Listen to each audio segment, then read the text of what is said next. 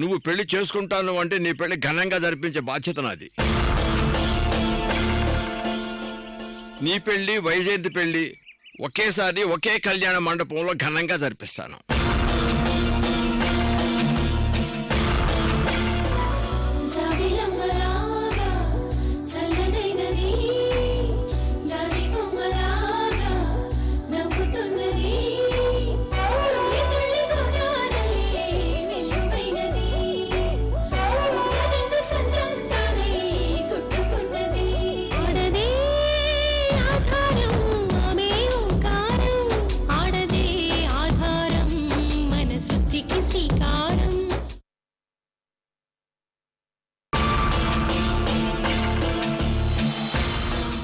ఏం లేదు తాతయ్య,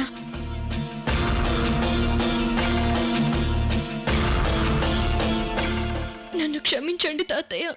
ఈ అమృత ఏ రోజు అబద్ధం చెప్పలేదు.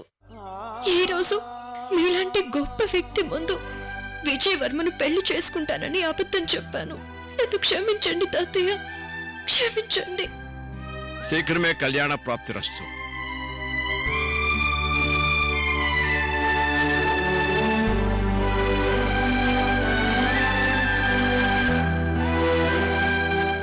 లేమ్మా,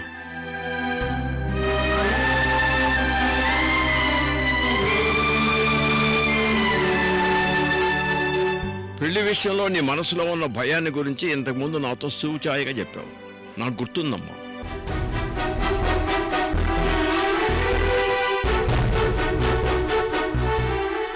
కళ్యాణ యోగం లేని ఒక మహర్జాతకురాలు సీతారాముల కళ్యాణం జరిపిస్తుందని ఆ రోజు ఋషిపొంగవుడు చెప్పాడు. ఆ మహర్జాతకురాలు నువ్వేనమ్మా.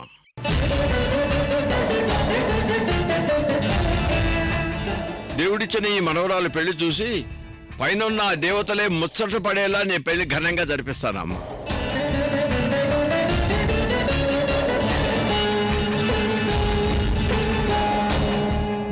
ఈ విషయం వెంటనే రుద్రవర్మతో చెబుతాను.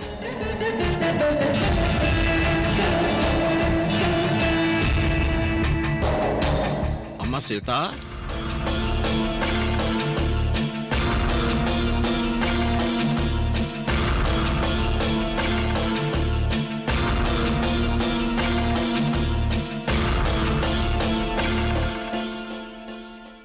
చెప్పండి తాతయ్య. నీకు ఈ సంబంధం మనస్ఫూర్తిగా ఇష్టమేనా, లేక ఎవరైనా నిన్ను బలవంతం చేసి ఒప్పిస్తున్నారా?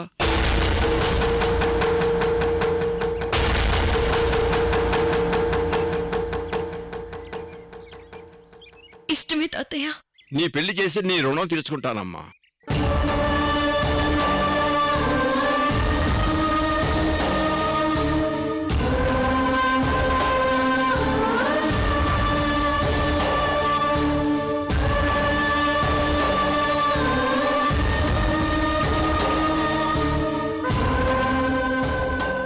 భగవంతుడా, రెండోసారి ఈ పెళ్లి నాటకంలో మళ్ళీ నా జీవితం ఎటు వెళ్ళిపోతుందో నాకు తెలియదు.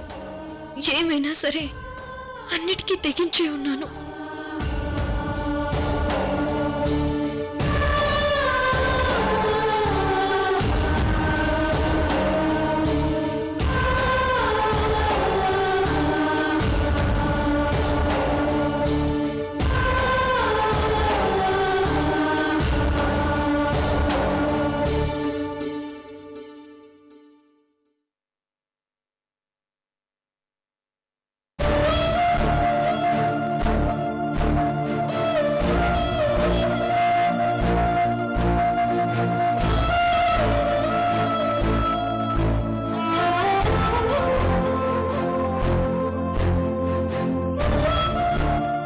నీ మనసులో నువ్వెంత బాధపడుతున్నావో నాకు అర్థమవుతుందమ్మా.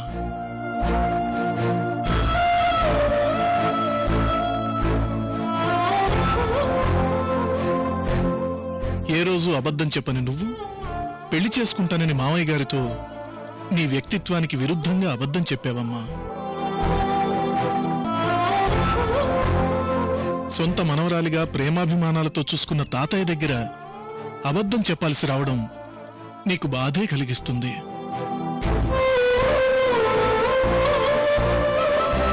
కానీ నువ్వు బాధపడాల్సిన అవసరం లేదమ్మా.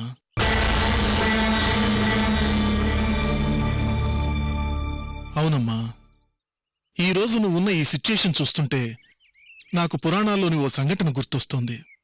ఇప్పుడది ప్రస్తావించడం కరెక్టో కాదో నాకు తెలీదు, కాని చెప్తాను.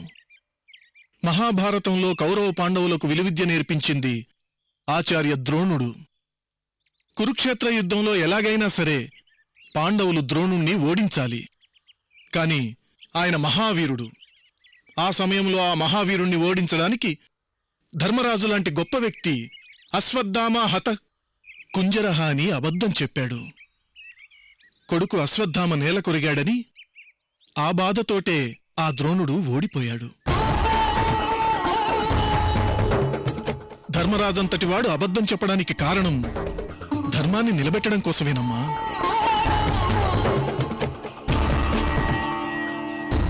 అంతేకాదు, రామాయణంలో వాలిని శ్రీరామచంద్రుడు దొంగచాటుగా చంపాడు. ధర్మానికి చేటు తెచ్చిన వ్యక్తిని చెట్టుచాటు నుంచి చంపింది లోక కళ్యాణం కోసమేనమ్మా. ఈరోజు నువ్వు ఆ శ్రీరామచంద్రుడి కళ్యాణం జరిపించడం కోసం తాతయ్య దగ్గర పెళ్లి చేసుకుంటానని అబద్ధం చెప్పావు. ఇది కూడా లోక కళ్యాణం కోసమేనమ్మా, తప్పులేదు.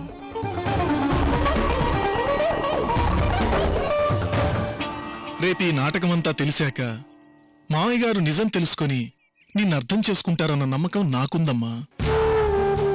ఆ ధైర్యంతోనే తాతయ్యకి అబద్ధం చెప్పాను అంకుల్. నువ్వింకేం బాధపడకుండా ముందుకు వెళ్ళమ్మా. నీకంతా మంచే జరుగుతుంది. Thank you uncle. ఉమ్.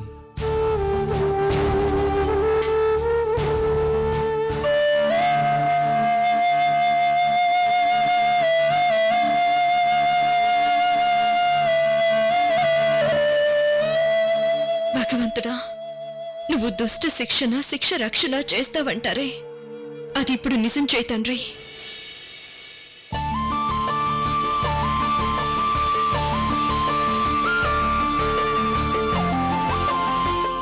బాబాయ్, మీరు చెప్పేది నిజమా? అవును రుద్ర, సీత పెళ్లి కొప్పుకుంది.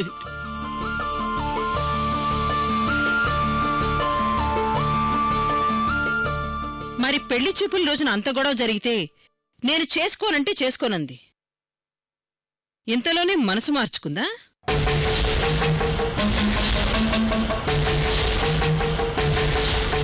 భువనా, ఆ రోజు ఏం జరిగిందో ఎలా జరిగిందో వదిలేయి.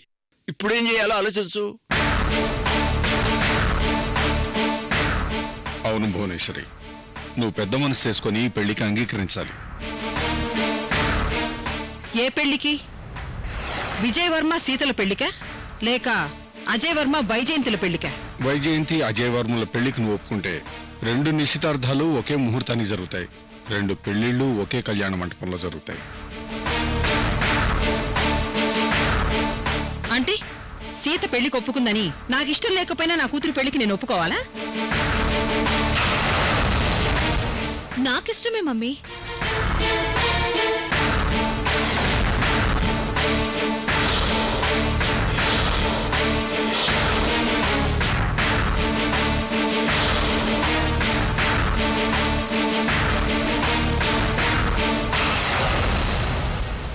ఇదిగో భువన, ఈ సంబంధం ఒప్పుకోమని నిన్నేం బలవంతం చేయబోవటం లేదు. కానీ తల్లిదండ్రుల ఇష్టం లేకుండా పిల్లల పెళ్లి జరగటం శుభప్రదం కాదు. కన్న తండ్రిగా నాకైతే ఇష్టమే మావయ్య.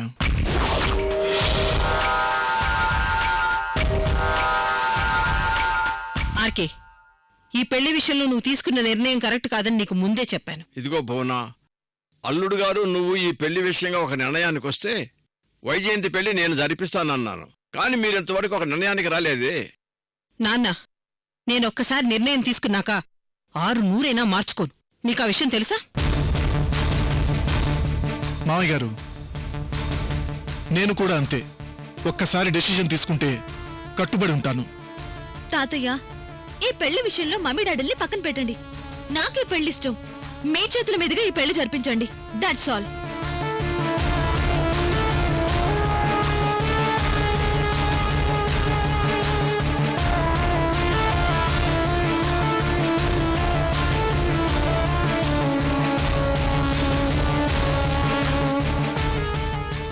బాబాయ్ ఇప్పుడేం చేస్తారు? రుద్ర, నా మీదున్న గౌరవంతో నా ఇంటి మనవరాళ్లలో ఒకరిని నీ కోడలుగా చేసుకుందామని ఆశపడ్డావు. ఇప్పుడు ఆ ఆశ నెరవేరబోతుంది.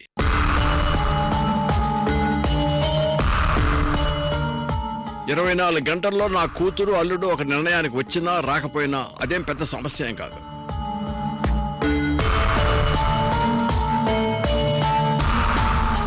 సీత ఈ పెళ్లికి ఒప్పుకుంది కాబట్టి విజయవర్మ సీతల నిశ్చితార్థం ఖచ్చితంగా జరిగి తీరుతుంది.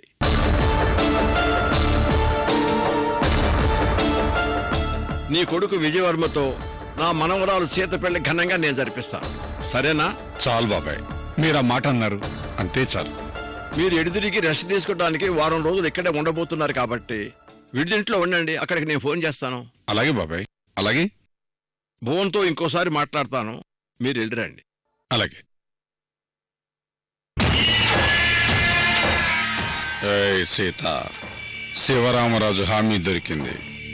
నువ్వింకా ఎన్ని ఎత్తులు వేసినా తప్పించుకోలేవు. నువ్వు నా కోడలవడమే ఆలస్యం. ఆ పట్టెడ రహస్యాన్ని నిన్ను మూడో కంటికి తెలియకుండా సమాధి చేస్తాను.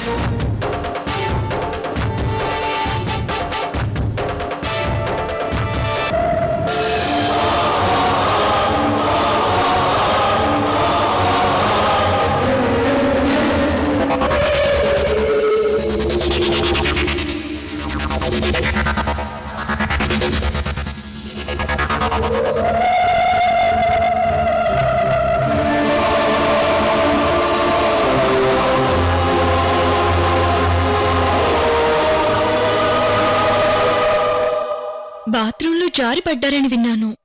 దాని ఎఫెక్ట్ ఇదేనా మామయ్య గారు? ఏంటమ్మా, నన్ను మామయ్య గారని పిలిచావా? చాలా సంతోషంగా ఉందమ్మా.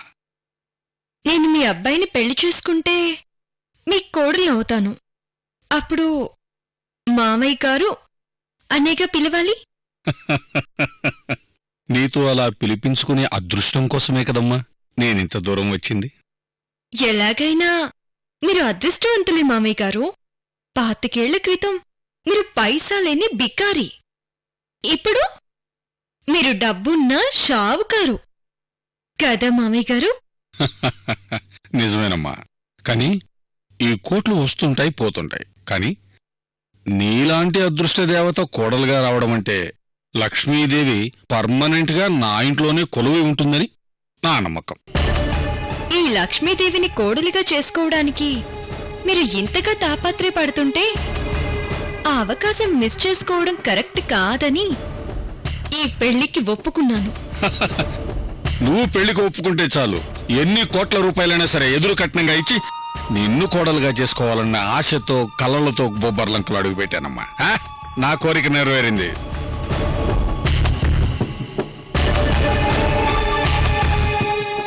ఎదురు కట్నమంటున్నారు, మరి నాకేమిస్తారు మామయ్య గారు? ఆస్తులన్నీ నీ పేరు మీద రాయమంటావా? కంపెనీకి చైర్మన్ గా చేయమంటావా? ఏం కావాలో కోరుకోమ్మా. ఏం చేయడానికన్నా ఈ మావయ్య సిద్ధంగా ఉన్నాడు. అడిగిన తర్వాత మాట తప్పరు కదా? ఒకసారి ఎస్ అన్నాక నో అండం ఈ రుద్రవర్మ కలవటు లేదు కోడలమ్మా.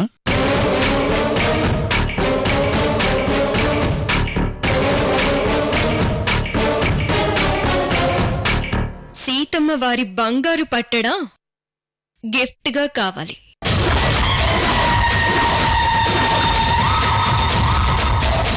ఇస్తారా?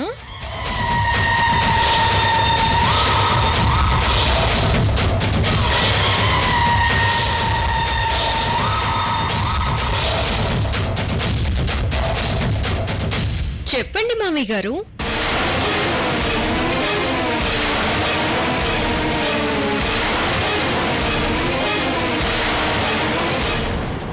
మామయ్య గారు ఏంటలా మాట్లాడకుండా ఉండిపోయారు? మాట్లాడండి. పట్టెడా? అవును, పట్టడానికనే ఎందుకు మీరంత టెన్షన్ పడుతున్నారు?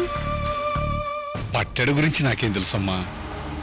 అరే, అది మీ దగ్గర ఉందని మా నాన్నమ్మ దగ్గర నుంచి మీరే తీసుకువెళ్లారని నా ఉద్దేశం కాదు మామయ్య గారు.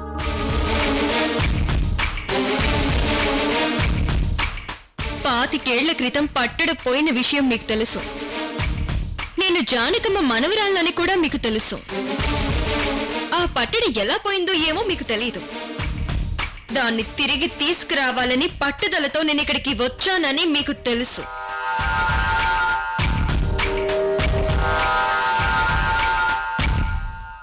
అంతేకాదు, పట్టడి తిరిగి తీసుకొచ్చే బాధ్యత నాది అని నేను ఊరి వాళ్ళకి ప్రామిస్ చేశాను. ఇప్పుడు మీరు నన్ను సడన్ గా కోడలిగా తీసుకువెళ్తే ఆ పట్టడి బాధ్యత ఎవరు తీసుకుంటారు చెప్పండి? అందుకే నేను కోడలిగా మీ ఇంటికి వస్తే పట్టడి తిరిగిచ్చే బాధ్యత, అదే వెతికి తిరిగి తీసుకొచ్చే బాధ్యత నాది అని మీరు నాకు ప్రామిస్ చేస్తే నేను మీ కొడుకుని పెళ్లి చేసుకుంటాను. ఇది నా కండిషన్ మామయ్య గారు.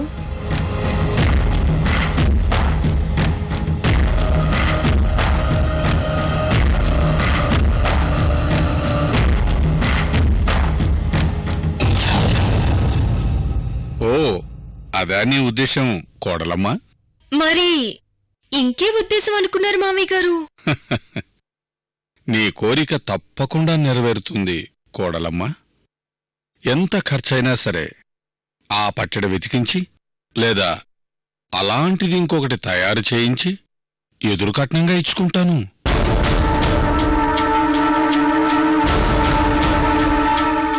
అలాగే మామయ్య గారు. ఈ గుడ్ న్యూస్ వెంటనే విజయవర్మకు చెప్పాలి. వస్తానమ్మా. వెళ్ళిరండి మామయ్య గారు.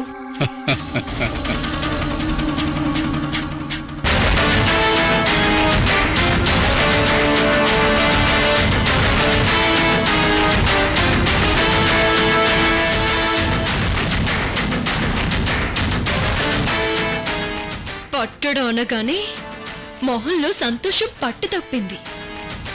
రుద్రవర్మ, నీ ఎత్తులని చిత్తు చేసి నీ దగ్గర నుంచి పట్టడును రాబడతాను, వదిలిపెట్టను.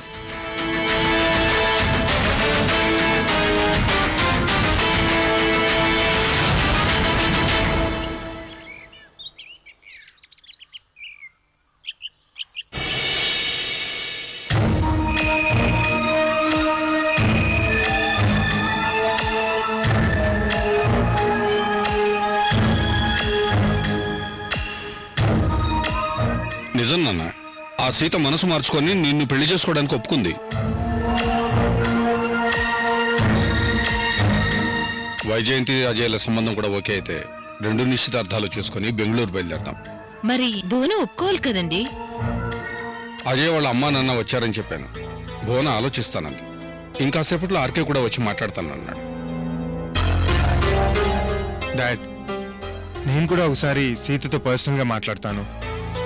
అలాగే, ఇంకాసేపట్లో ఆర్కే గారు వస్తానన్నారు. రండి.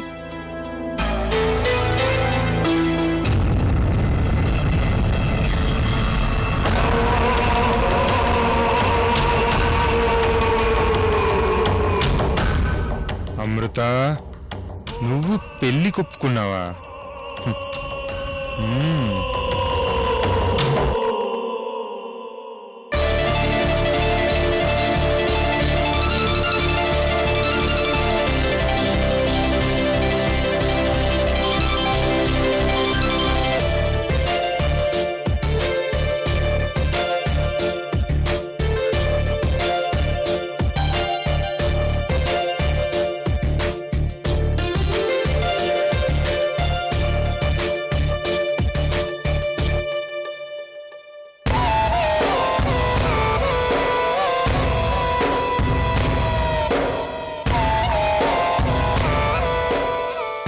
పెద్దమ్మా నువ్వు నిర్మలా పట్నాయక్, పెద్దనానేమో లక్ష్మణ్ పట్నాయక్. ఇద్దరు ఎంత బాగా నటిస్తున్నారో. నిర్మల్ గారు, ఈయన ఆర్కే వర్మ గారు, శివరామరాజు గారికి అల్లుడు గారు, వైజయంతికి తండ్రి. నమస్కారం అండి. నమస్కారం అండి. మీ అబ్బాయి విక్రమ్ పట్నాయక్ను చూసి ఆర్కే గారు అమ్మాయి వైజయంతి ఇష్టపడింది. అవును చెప్పారు. అవును చెప్పారు. నిర్మలా పట్నాయక్ గారు, వైజయంతి యుఎస్ లో పుట్టు పెరిగింది, అక్కడే చదువుకుంది. అలాగని మన తెలుగు వాతావరణానికి దూరంగా పెంచలేదు. మన సంస్కృతి సంప్రదాయాలు మిస్ అవ్వకుండా చక్కటి తెలుగు అమ్మాయిలా పెంచాం. మీ అబ్బాయి అజయ్ వర్మకి కాదు, విక్రమ్ పట్నాయక్. కాదు, విక్రమ్ పట్నాయక్. సారీ, విక్రమ్ పట్నాయక్ కదా. సో మీకు మా అమ్మాయి ఇష్టమైతే మా అమ్మాయి మీ ఇంటి కోడలవుతుంది. తను ఇష్టపడ్డ అబ్బాయినిచ్చి పెళ్లి చేసేవన్న తృప్తి కూడా మాకుంటుంది. ఏమంటారు?